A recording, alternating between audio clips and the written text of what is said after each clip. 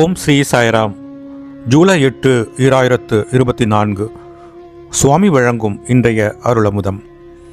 அன்றாட வாழ்வில் ஒவ்வொரு செயலையும் இறைவனை மையமாக வைத்து செய்ய வேண்டும்.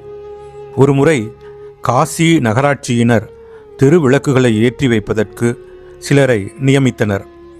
அதில் ஒரு ஆன்மீக சாதகரும் அந்த பணியில் சேர்ந்தார். அவருடைய வேலை விளக்கில் எண்ணெயை நிரப்பி விளக்கு அணையாமல் இருக்க கண்ணாடியை பொருத்த வேண்டும். அவர் ஒவ்வொரு விளக்குக்கும் அதன் கண்ணாடியை சுத்தம் செய்தும் தீபம் ஏற்றியும் வந்தார். இந்த சாதகர் ஏற்றும் தெரு விளக்குகள் மற்ற இடங்களில் உள்ள விளக்குகளை விட பிரகாசமாக இருப்பதை நகராட்சியினர் கவனித்தனர். இந்த விளக்குகள் மிகுந்த பிரகாசத்துடன் எரிவதற்கு ஒரு பரம பக்தன் இறை அர்ப்பண உணர்வோடு விளக்கேற்றுவதுதான் காரணம் என்பதை அறிந்தனர். ஆகவே எந்த ஒரு செயலையும் இறை அர்ப்பண உணர்வோடு செய்யும்போது நீங்கள் சுகத்தையும் ஆனந்தத்தையும் அனுபவிக்கலாம் என்பதே இந்த கதை கற்பிக்கும் பாடமாகும்.